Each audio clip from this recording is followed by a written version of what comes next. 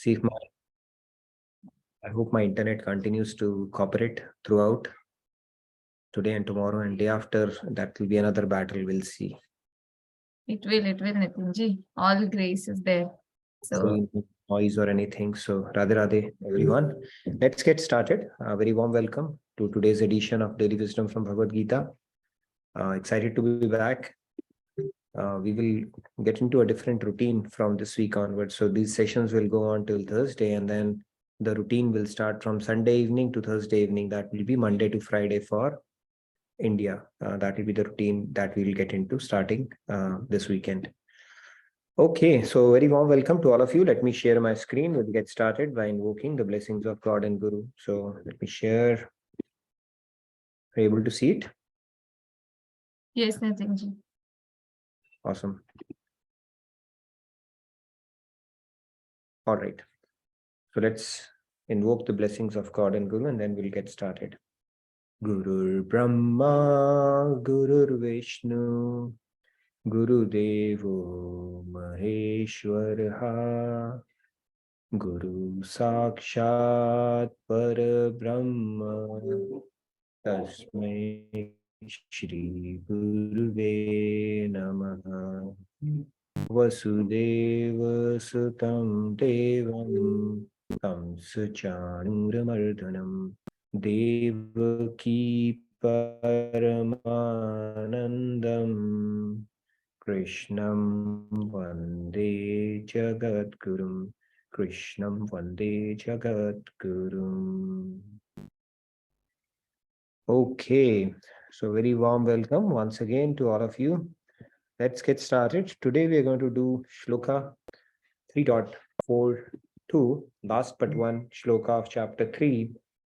And these Shlokas, we are going to go really deep into it because this is a very, very, very important concept, like so many concepts in Bhagavad Gita, where we get to know ourselves. Okay, but unless you come across these Shlokas, and when Swamiji explained it for the first time, all this hierarchy, how it works, it was like, wow, all this is happening and I was not even aware of it. And this is how this hierarchy works. Okay, so I'm sure for a lot of you it will be an aha moment if you've not attended these sessions before, but every time I come across this, it's like, wow, how beautifully designed the system is. Now let's talk. Let's get started by reciting this shloka. I'm going to recite it. You're welcome to follow along. Indriyani paranyahur Indriyebhya param manaha Manasastu para buddhir Yo buddhe paratastu saha. All right. Who do we have the privilege of first? Sam. Yes, Radhe Radhe. Radhe Radhe. Radhe. Indriyani paranyahur indriyebhyah param manah manasastu para buddhi yo buddhe paratastu saha. Wonderful. Radhe. Right, Sam. Radhe Radhe. Okay, Preeti ji, Radhe Radhe. Radhe Preeti ji. Radhe Radhe. Indriyani paranyahu Indriyebhyah param manah Manasastu para buddhihi Yo buddhe paratastu saha. Radhe Radhe. Nice. Radhe Radhe Preeti ji. Okay, let's see. Radhe Radhe. Yeah. Indriyani paranyahur Indriyebhyah param manah Manasastu para buddhir Yo buddhe paratastu saha. Wonderful. Very nice, Ashutosh. SSPG, Radhe Radhe. Please go ahead. Radhe Radhe Nitinji. Indriyani paranyahur Indriyebhya param manah Manasastu para buddhir Yo buddhe paratastu saha. Wonderful. Very nice. SSPG. Shyamji, Radhe Radhe. Please go ahead. Radhe Radhe. Indriyani paranyahur indriyebhya param manah manasastu para buddhir yo buddhe paratastu saha. Radhe Radhe. All very nice, Shyamji. Radhe Radhe. 1, 2, 3, 4, 5. Okay, let's freeze the hands at 5 and let's get. We have the sister duo. I'll take them. Lakshmi ji, Radhe Radhe. Please go ahead. Yeah, Radhe Radhe. Radhe Radhe. Indriyani paranyahu indriyebhya param manah manastastu para buddhir yo buddhe paratastu saha. Radhe Wonderful. Radhe. Radhe Radhe. Rupa ji, Radhe Radhe. Please go ahead. Radhe Radhe everyone. Indriyani paranyahur indriyebhyah param manaha manasatu yo buddhiha paratasatu saha. Rupaji, you may have to fix your audio. I think it's trailing off. Actually, that's happening with your audio also Not right very now. clean. All right, yes. Nitin ji, there is some Is my disturbance. Yeah, problem at your end as well right now. is it breaking up already? Yes, Nitin ji. Maybe you would consider switching to hotspot. Is it Okay. better now? Yeah, sounds Okay, better. if it happens again, then I'll switch to hotspot. Okay, cool. I'll take rest of the hands. Aparna ji, Radhe Radhe. Please go ahead. Radhe Radhe. Indriyani paranyahur indriyebhyah param manah manasastu para buddhir yo buddhe paratastu saham. Thank Wonderful. you. Very nice, Aparna ji. Okay. Okay. I am taking those first who have their videos on. So, Sure. Diva, Radhe Radhe, please go ahead. Radhe Radhe. Indriyani paranyahur indriyebhya param manah manasastu para buddhiryo buddhihi paratastu saha. Very nice, Diva. Well tried. Okay, so let's take the last 3 hands real quick and then get started. Yes, Ragi ji, Radhe Radhe, please go ahead. Yeah. Radhe Radhe, thank you. Indriyani paranjahur indriyebhe param manah manasastu para buddhir yo buddhay paratastu saha. Very nice. Thank you, Pragati ji. All right, last 2 hands. Yes, Riya ji, Radhe Radhe, please go ahead. Thank you. Radhe Radhe. Indriyani paranyahu indriyebhya param manah manasastu para buddhir yo buddhe paratastu saha. Very nice, Riya Thank ji. you. Last but Radhe not the Radhe. least, Radhe Radhe. Yes. Indriyani paranyahur indriyebhya param manah manasastu para buddhir yo buddhe paratastu saha. Very nice, Sandhya. So my audio is okay now, right? Audio, video? Now good. Yeah. All right. So let's get started in this shloka. Lord Krishna. So remember, we started with the topic of lust and the manifestations of lust. That is where this whole discussion started. And in that sequence, now Lord Krishna is introducing this concept, how, the different faculties or different instruments that are endowed to us by God, how do they work? And there is a hierarchy. It all happens in nanoseconds, but there is a hierarchy that they obey. And let's look at it, how it unfolds.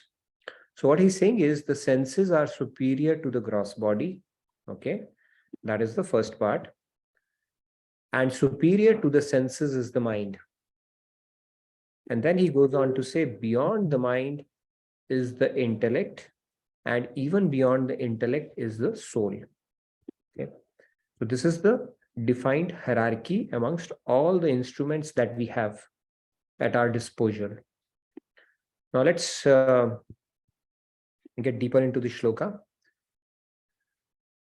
So today what we are going to talk about is this topic. Okay, what is this hierarchy?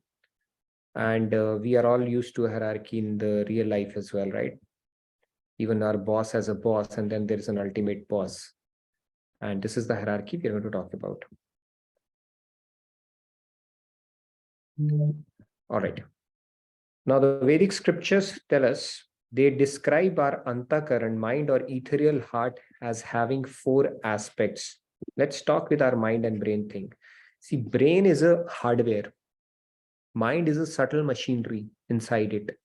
So brain is this hardware. Mind is much deeper concept.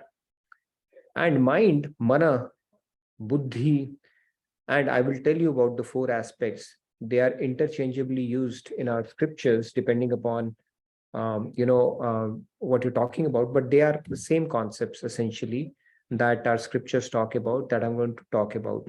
But let's understand, the brain is a hardware and mind is a little more subtler thing. Ethereal heart, mind, man, buddhi, that we are going to talk about today.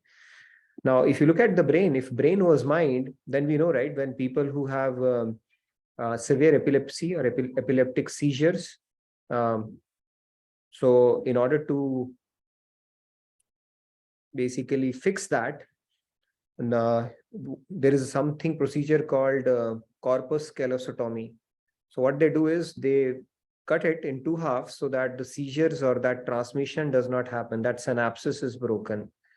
So that doesn't result in those people becoming 2 different people, right? Because their brain, that connection has been cut. They still continue to operate as a single individual. They don't become bipolar or multipolar or anything of that sort. So basically, ethereal heart or man is much more deeper. So let's talk about it, starting with this concept. There are 4 aspects in which man is explained in our scriptures. Okay. The first one is called mana. Manas. It creates thought, feelings, desires. Okay, this is my okay. That like there is its function is to analyze and decide. This is bad. If we cannot discriminate what is good, what is bad, then we are pretty much at the same level as animals. Okay, this buddhi aspect is very important. The third aspect is subconscious mind, chitta. It's called chitta. Right? In yoga, you have Patanjali Yoga Sutra,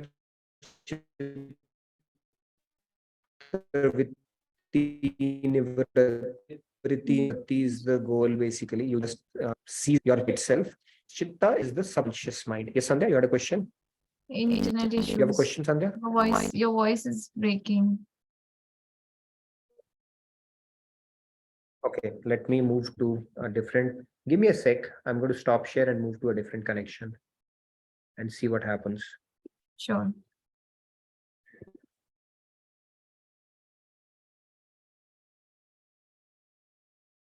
Is it going on and off kind of a deal? What? Is it breaking in between? Yeah, it was breaking quite often. I thought once or twice it's fine, but it was happening more frequently. So Okay, give me a sec. Let me try something else and see how that goes. in the meanwhile, I guess I can announce about Seattle. So actually, Nitinji is in Seattle right now, where Swamiji's life transformation program is going on. So of course, he's not at his home, so there can be some internet issues, but he's trying to Okay. rectify them. I'm back. Let me know if it's any better now. Yeah. Is You're it better gonna now? change. Yeah, as of now, it looks fine. All right, we'll see how that goes. Okay. So I'm at a place where I'm at the mercy of a lot of people. They will not connect, and we'll see how that goes. The third aspect is the subconscious mind, which is called chitta. It is the storehouse of impressions and memories from time immemorial. For as long as we have repeated, chitta is where it stores all the memories. See, when we have to record a video, we know it takes some memory in our mobile, or even if we have to record a lot of videos, we know it'll take away a lot of space. But chitta, it's such a subtle, see, God's technology is far superior to what humans can come up with. This chitta, it has, I don't know how many terabytes or super terabytes or gigabytes. We don't even have a unit of impressions. That is all stored in our chitta. So this is the third aspect of our mind. And the fourth one is ego ahamkar, which gives us a sense of I-ness. It produces a sense of identity with the attributes of body and creates pride. Okay, so this man, buddhi, chit, ahankar, there are 4 parts of it. Now our scriptures talk about this. We should not get confused. You may see this definition differently, and they are represented, the mind, there are 4 designations. They can be represented in any of these 4 ways. I hope it's not breaking now. Okay, cool. It's fine. Yeah. Okay, the one is mana. The Panchadashi refers to all 4 together as the mind. Man, buddhi, chit, ahankar, all 4 together, they are referred to as mind. And it states it is the cause of material bondage. Manev manushyanam karanam bandha moksha. So one entity which encompasses all 4. Or you have 1 plus 1, okay, which is man and buddhi. They can also be referred to as manas. In Bhagavad Gita, Lord Krishna repeatedly talks of mind and intellect as 2 things and emphasizes the need to control both and surrender them to God. Buddhi Yoga is essentially about that. So 1 plus 1, that is also the same entity. So we should not get confused about it. 1 plus 2, you add man, buddhi, ahankar.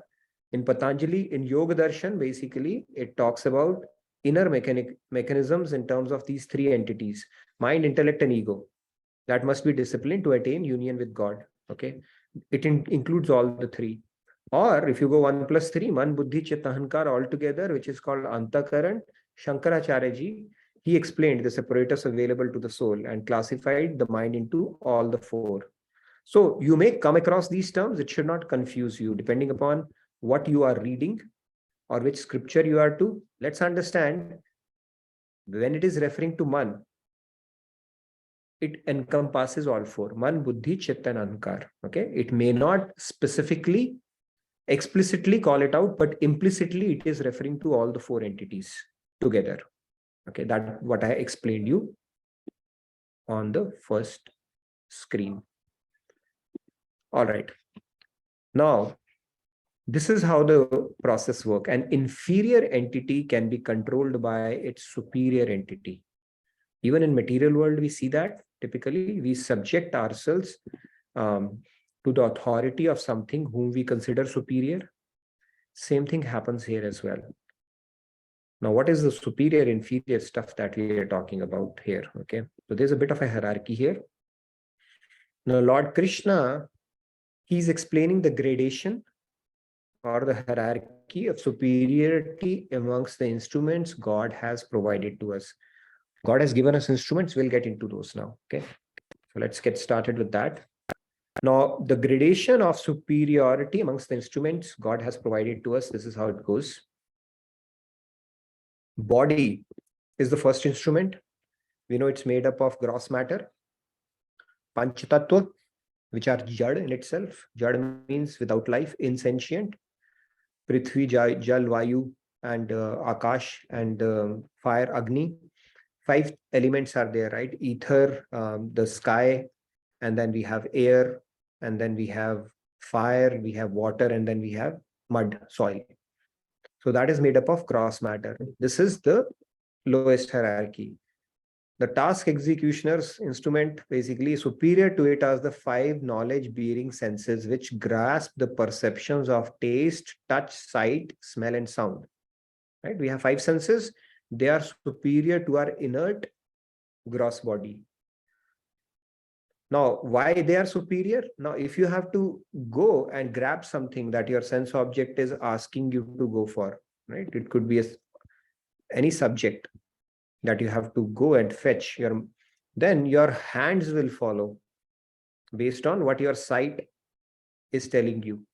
That, oh, go grab that thing that I want to devour or eat. So they have to follow that.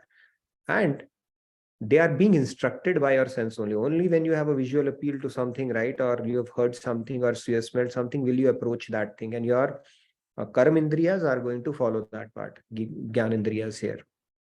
So they have a higher superiority in that sense, because the gross body has to follow what your senses are tugging you towards. Having said that, beyond the senses is the mind. Okay, it's like a chief operations officer, right? Even in corporate world, we have some kind of a hierarchy. Similarly, there is a hierarchy which is already established. It happens with just like that through our subconscious mind, which we are going to talk about, by the way, in more detail in one of the sessions, future sessions this week. Then comes the mind, which is like a chief operations officer, which decides, not decides basically, which is basically governing the senses. Go after this, do this. This is what is appealing to me. It's kind of dictating or ordering or sanctioning it. Now, your senses on alone cannot go after something unless your mind has approved it. We'll look at it through an example so that it makes more sense. So it's a CEO, but beyond that, there is another one. Superior to your mind is the intellect with its ability to discriminate. Your intellect, whatever it sanctions, that your mind has to follow. Mind is not independent of your intellect. Okay. Now we'll talk about this concept. Pretty interesting, actually. How mind gets its way. Okay. But intellect is a higher faculty than your mind, which is telling mind, go for it. And mind is telling senses, go for it. And senses, whatever its object of sense is, and attracting it, developing an affinity towards, your body has to follow that. This is how the hierarchy goes. It's something similar to how it happens in our corporate setup as well, right? There is an authority that we have to obey to, and that is why there's a structure that is set up. And this is something similar set up for our bodily system as well. So these are basically the instruments that God has given us. So this is the hierarchy. I'm talking about body to senses, right? Body has to follow the senses. Senses have to follow the mind, and mind has to follow the intellect. And there is something beyond intellect as well. That is soul. It is the super boss. It is the boss of your boss, intellect as well. However, the unfortunate part is that we are not in that consciousness as yet. Although we have that ability, but we are thinking ourselves as a body. So our ultimate boss right now, which is determining what action we end up taking or what value system we end up subscribing to, is intellect. Intellect becomes the interface for us for this world. Whatever our intellect will sanction, we will do that. Because soul is not able to exert its dominion over the intellect as yet. It does occasionally. Bhagavad Gita tells us that you can even observe your intellect, what kind of decision making it is doing. And intellect is so smart, it will always give judgment for its own support. It will never tell you are wrong. Has anybody's intellect told you are wrong? No. So our scriptures tell us you need to have an ability not only to empower your intellect to exert its dominion over the mind, but also the ability for your soul to exert its dominion over the intellect. Scold your intellect as well. There would be times your intellect is also giving a wrong decision. And intellect is very smart at justifying itself, no matter what it does, right?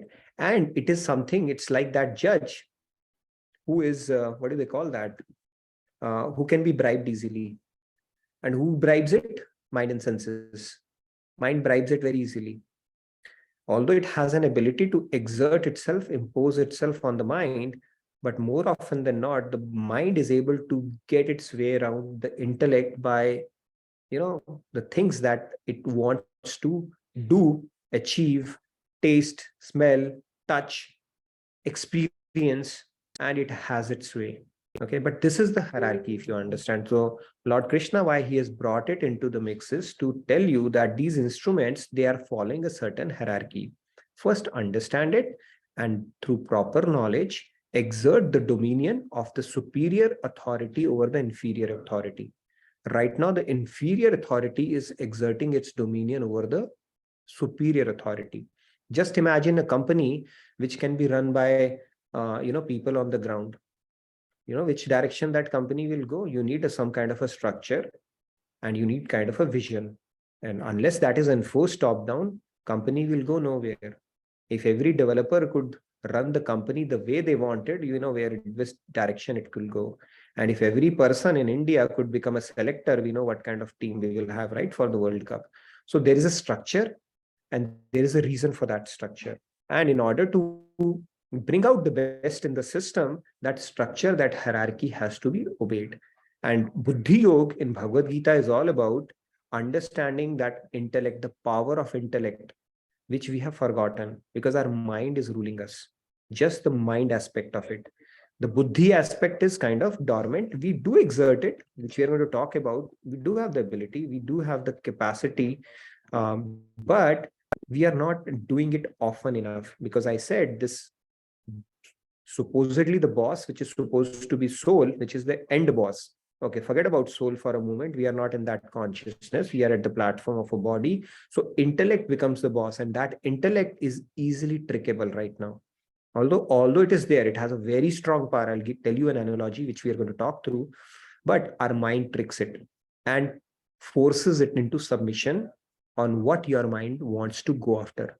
And your mind gets tricked by your sense objects. So that hierarchy is all messed up right now. Okay, it should be top down. It's getting bottom up actually. Yes, Sandhya, you had a question. Let me give you an example around it.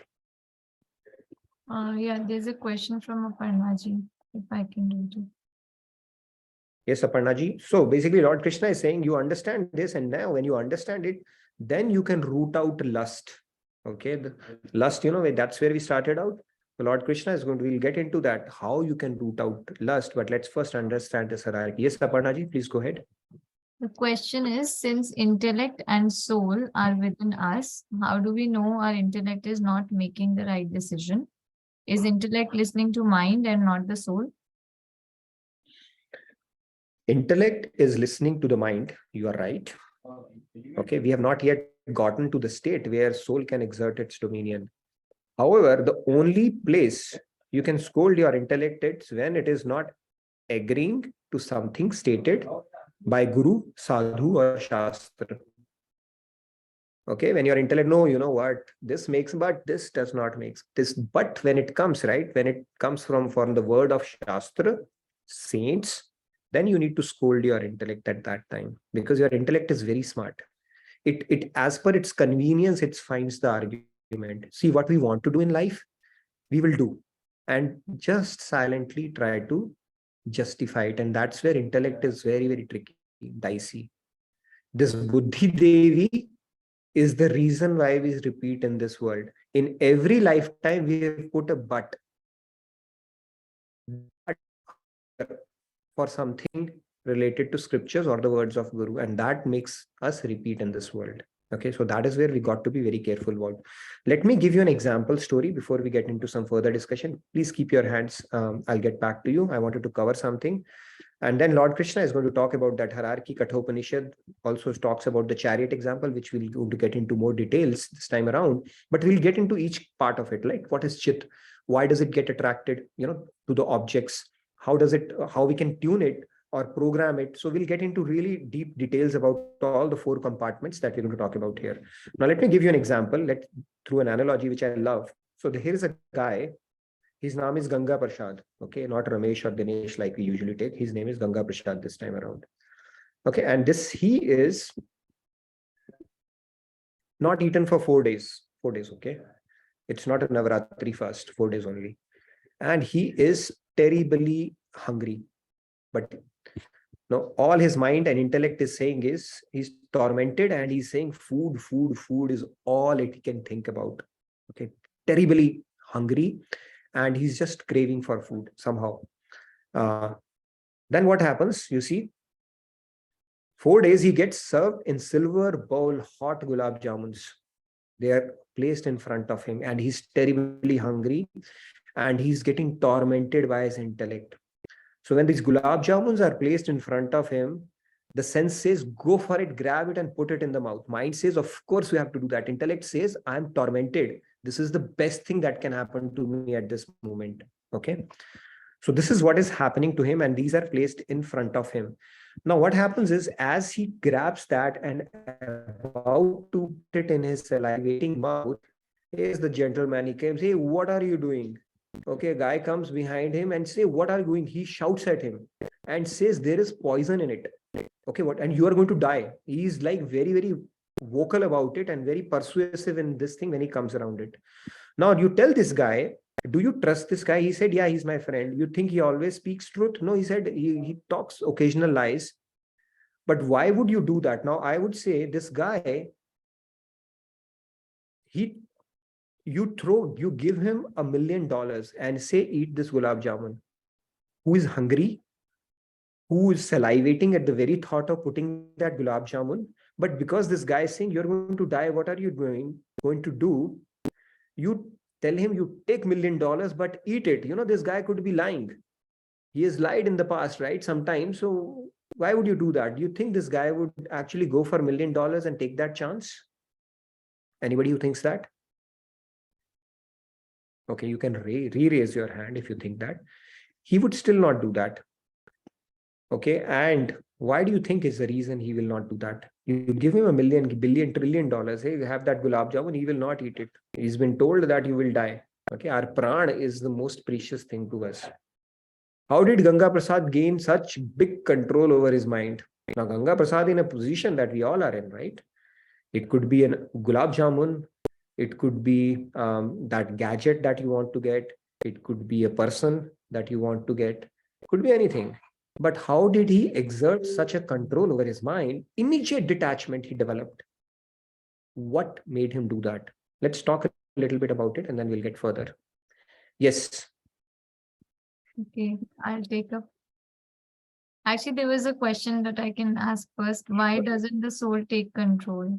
From Sri Ramesh. Soul does not take control because it has been sleeping.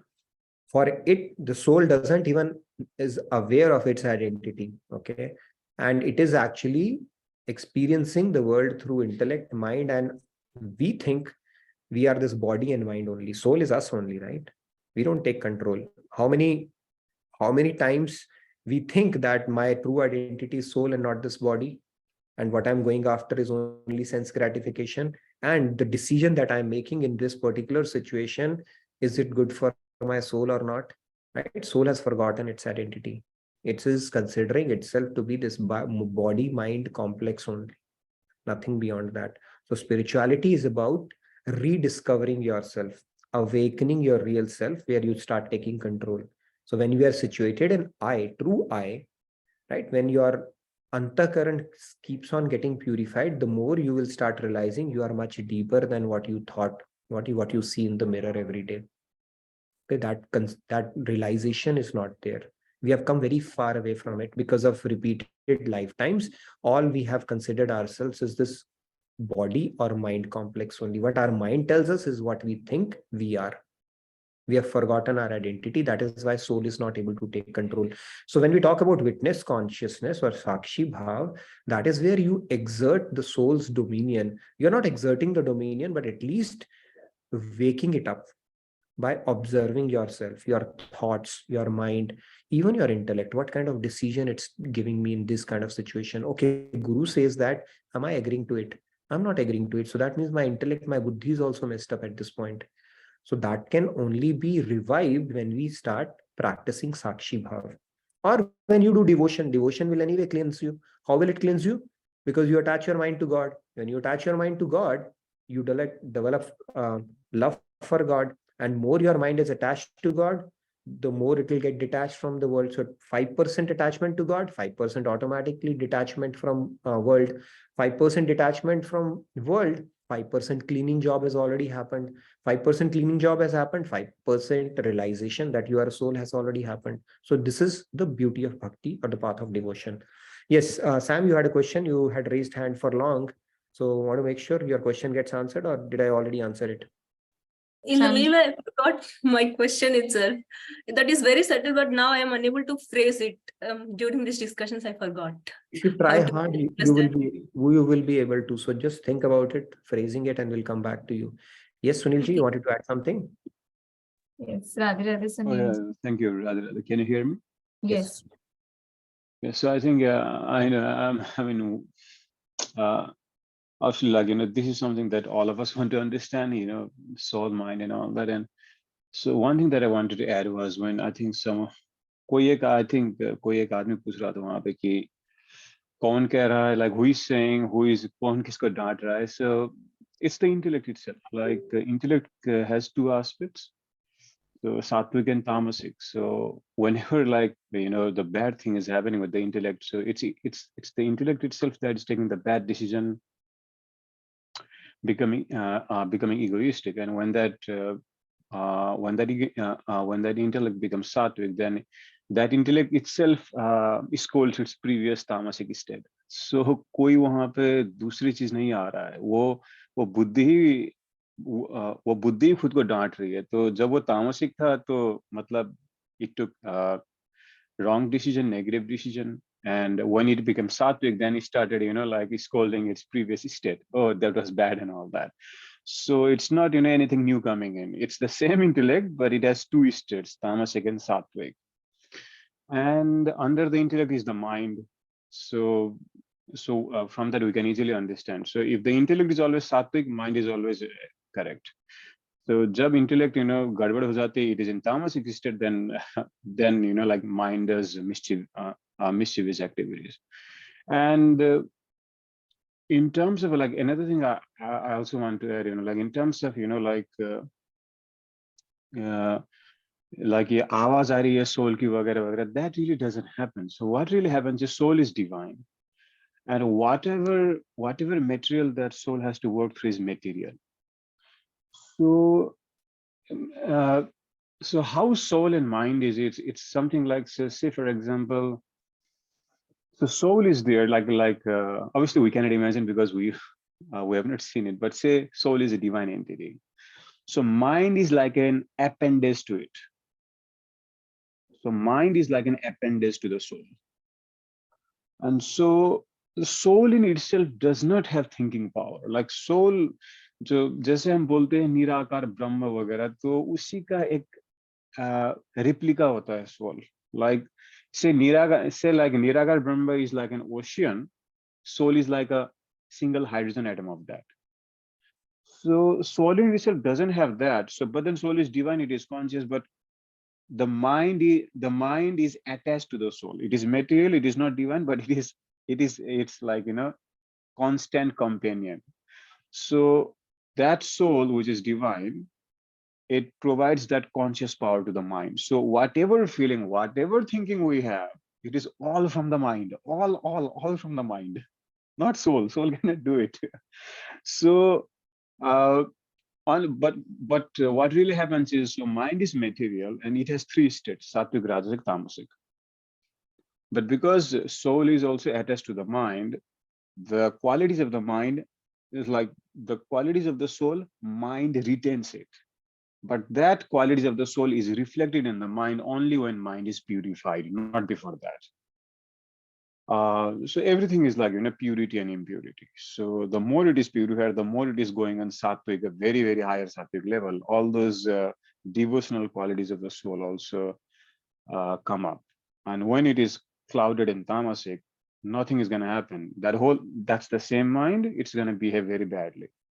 And when we say like ye isko daant raha hai, it's the same mind, that same intellect, it does that trick.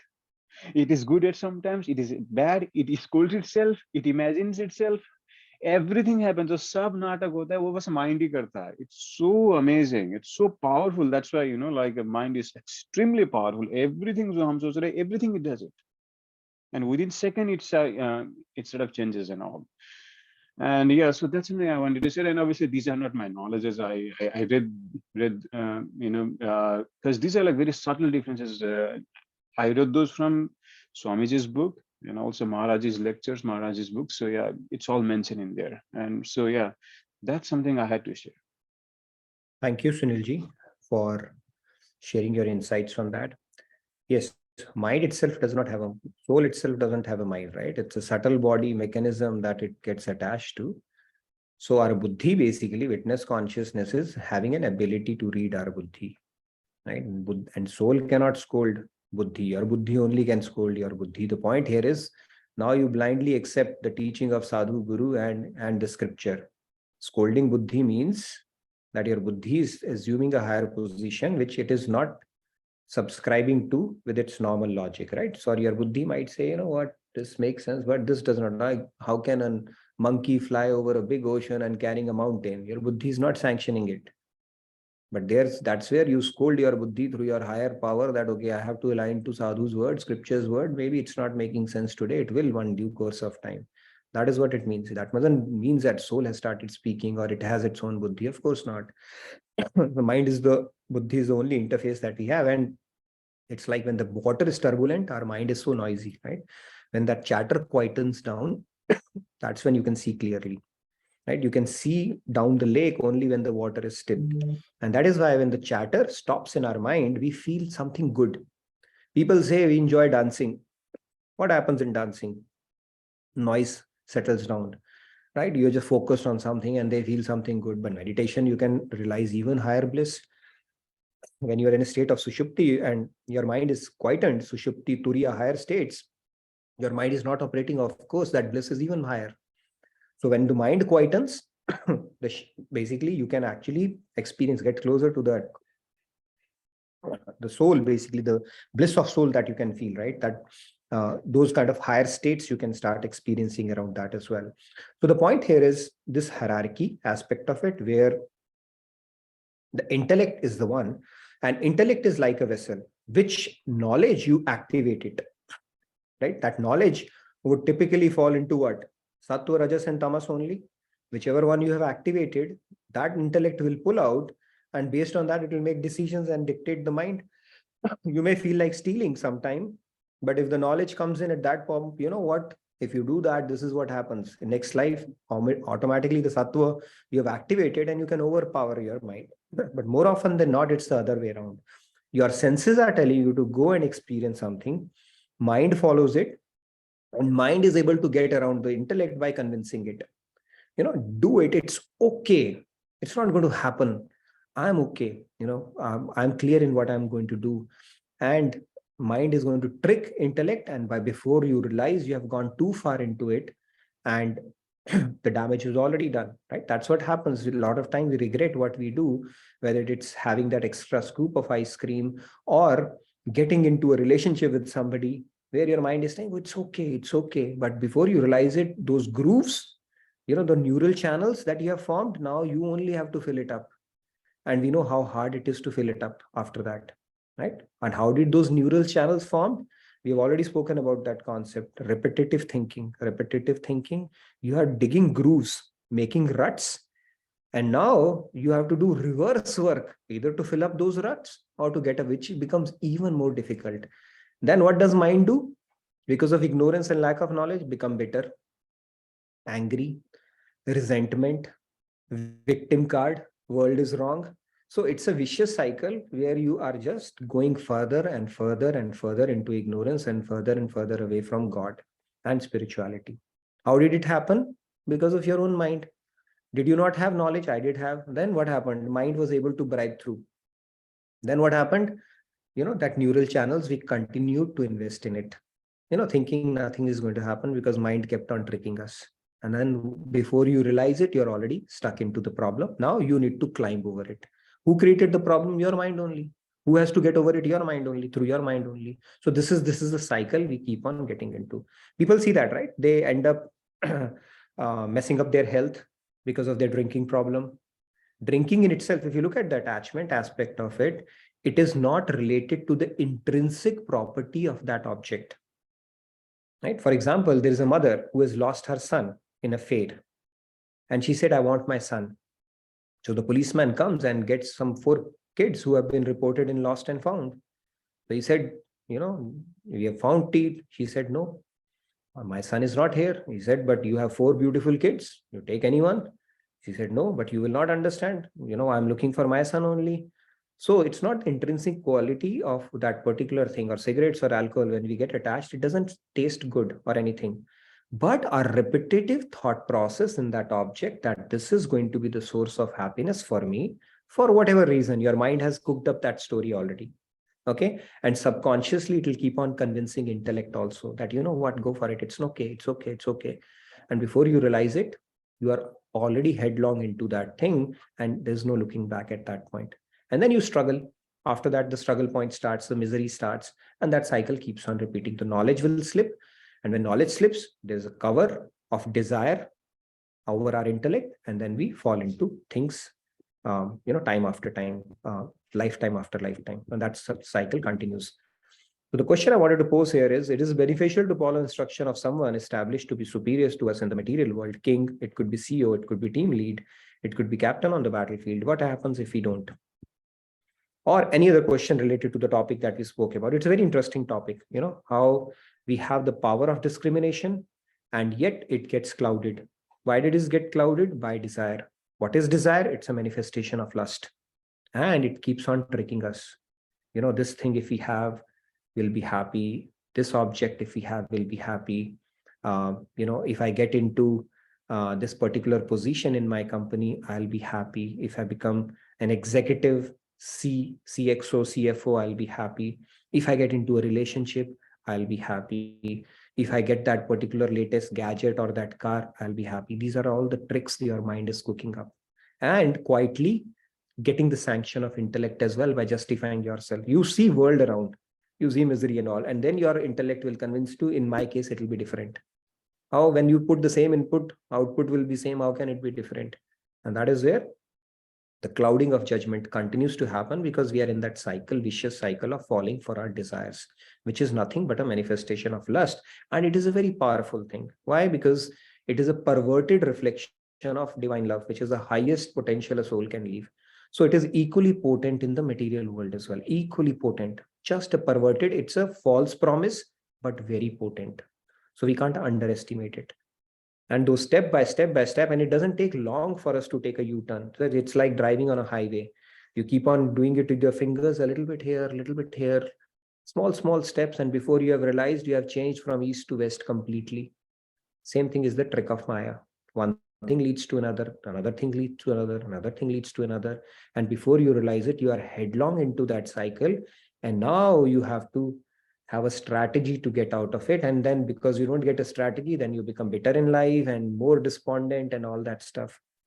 Who started it? You only started it. So we are authors of our destiny from previous lifetimes, and we keep on authoring our destiny even in this lifetime.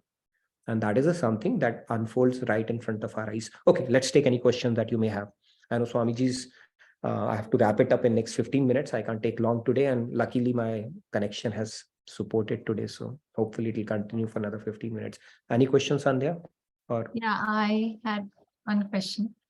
So for someone who is not God realized or completely purified, is it possible that at times, if they are sincerely seeking, they can get some divine inspiration or the intuition, which is basically coming directly through the soul's communication with God? soul cannot communicate in itself. See, I asked this question to Swamiji, that intuition, is it a symptom of soul or is it a symptom of intellect? Okay, Swamiji, it's intellect. However, there is a mystic part to it as well. So mystic things can happen where as you progress on this path, your intuition starts becoming clearer and louder. That doesn't mean soul is speaking, right? Soul cannot.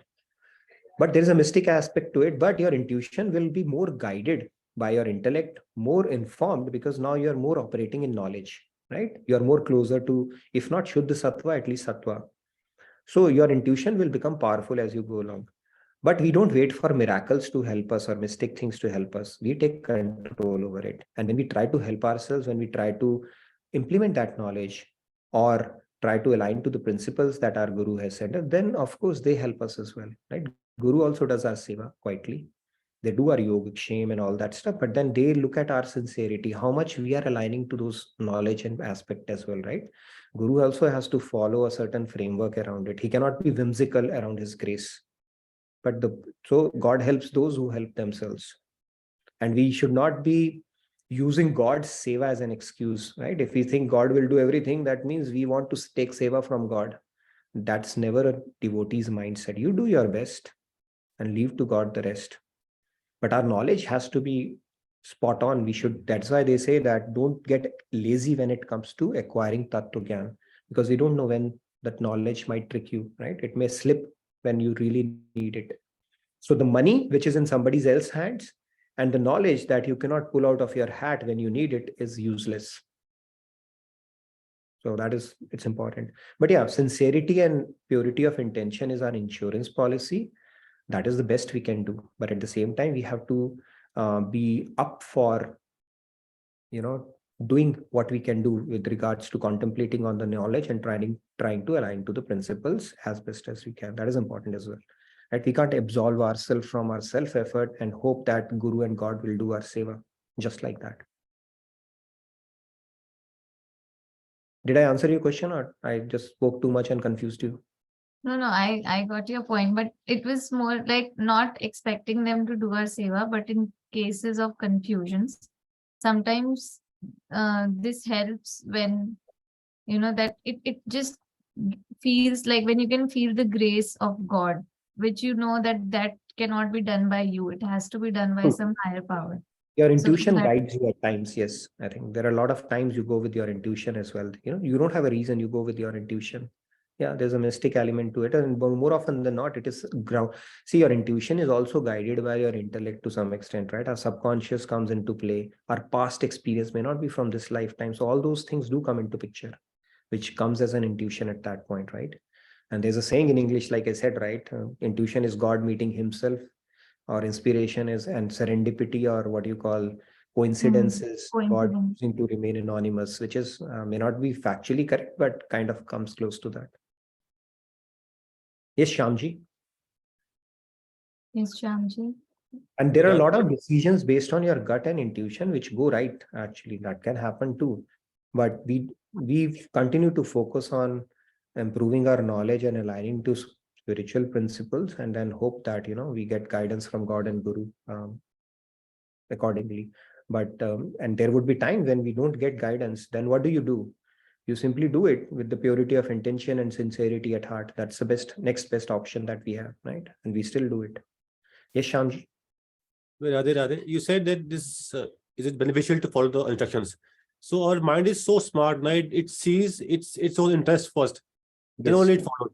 Like soldiers in army, they have nothing but to follow general instructions. But in a real world, in a material world, our mind is so smart that it sees where my interest lies, and then only follow the instructions.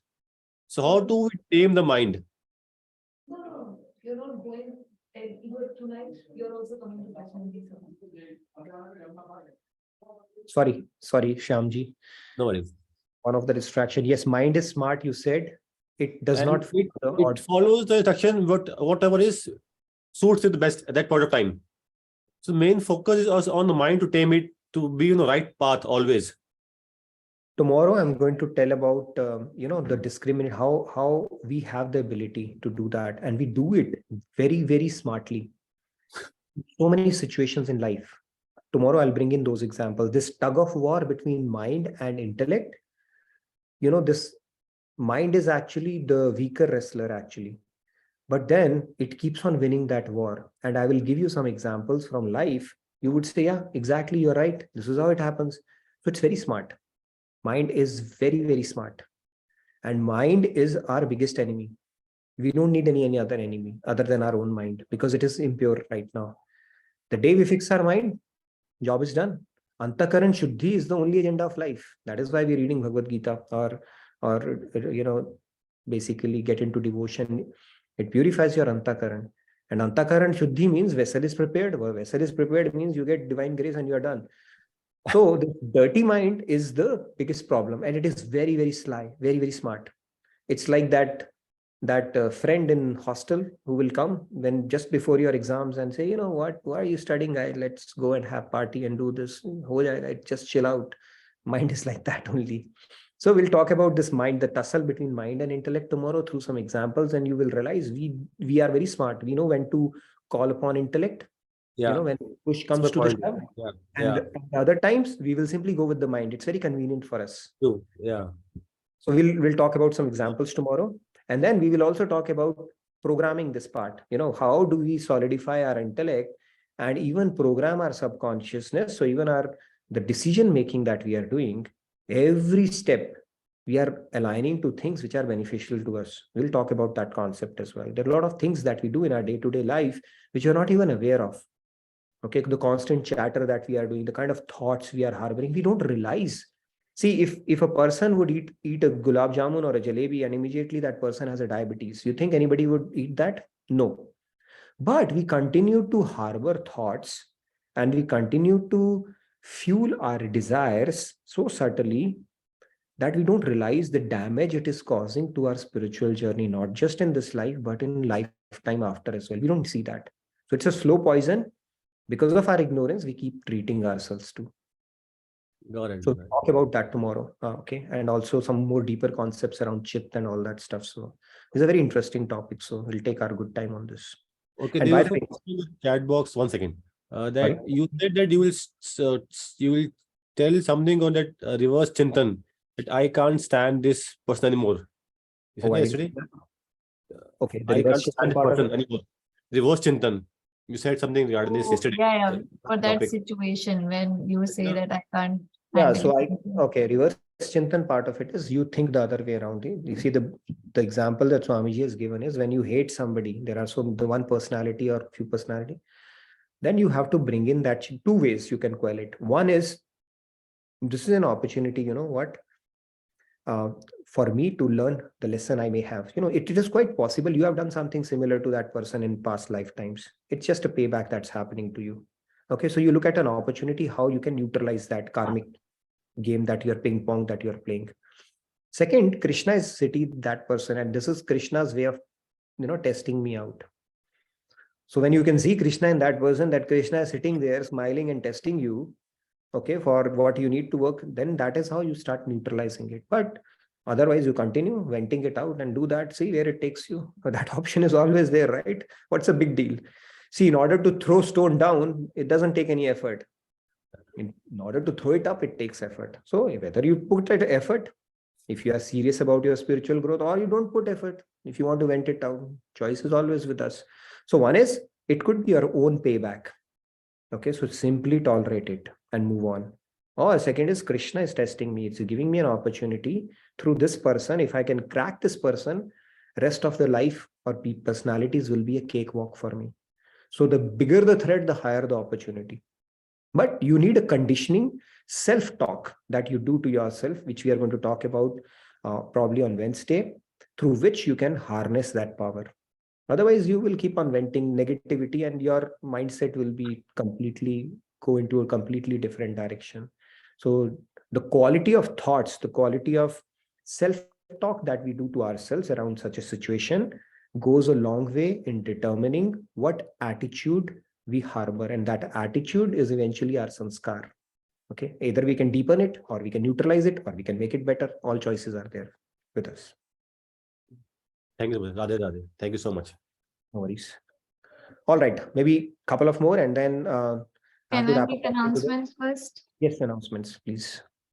Like first, of course, is the Seattle ongoing life transformation program where Nitinji is also there. I'm Swamiji's sitting in program is going Seattle on. right now. Yes. Yeah, so people who are in and around should definitely make use of this awesome opportunity to meet Swamiji and learn from him about golden rules for living your best life. And there are multiple programs like as part of Swamiji's USA tour. I have shared the link, so please check that out and do not miss out on meeting him in your cities. And then family camp is coming up, so register for it. And I've shared the feedback tracker, so you can put your questions, comments, and any suggestions for the session in the feedback tracker. Nitinji will look at it. That's it. Please. And Keshavji, I see him. So let's take Keshavji one hand and then we can, but I have to really close it out on time today. Otherwise, Yeah. people will come flooding in. I'm sitting here at the dinner place and there have been people who are knocking and vacuuming and all that stuff. So they don't know what I'm up to. So tomorrow also I want to take session. So I better vacate it on time. Yes, Keshavji. Yes, Radhe Radhe Keshavji. Hi, Radhe Radhe. It's very interesting topic for today, and I really thank you for your exertion, the time you spend and do everything, preparing slides and all that. I really appreciate that. And my concern is about the soul. Soul is not an object. Soul is a subject. This whole Brahmand, complete Brahmand, we all are the objects of soul. And soul is enjoyer. Soul does not intervene for anything. Just because soul is involved and enjoyer, that's why soul has to take birth. I mean, like take different bodies, different objects. All individual souls are super soul. They are not, they are the different, I mean, like soul is the aspect of God, super God. So it is not, God has created this world not for that the deciding and telling us what to do. This is our freedom. This is in Manusha law, we all the human beings are empowered to decide what we want. We want to take birth over and over again with our desires that decide which body will take, I mean, which body the soul will take. Ultimately, once we decide no more birth, no more desire, no lust, I mean, like rag and dvesh. The moment we finish rag and dvesh, which are accumulated here, we achieve the goal. That's what I want to say. Thank you. Thank you very much. Very nice. Thank you very much. Beautiful points, Keshavji. We will continue on this fascinating discussion. Let's get to understand our own mind, our own compartments of mind, the different compartments, and how our mind keeps on tricking us. Tomorrow we'll continue on this fascinating discussion. Today, unfortunately, we can't have our devotional segment or that way. But over the next few days, at least we are getting 1 hour window without any interruption, which itself is a huge bonus. So I look forward to seeing you tomorrow. Please fill out the feedback tracker.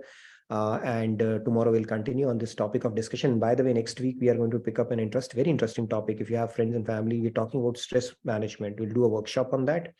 We'll talk about stress, what is stress and all that, pretty much go very, very deep into that. So next week we'll do that. So help spread the word around, and I look forward to seeing you tomorrow. Radhe Radhe from my side. Good night, good day. Thank you, Nitinji, for taking out time and making sure you take constantly classes even from there. So that's great. Thank you so much. Radhe Radhe, everyone. Look forward to seeing you all tomorrow. Radhe Radhe. Thank you.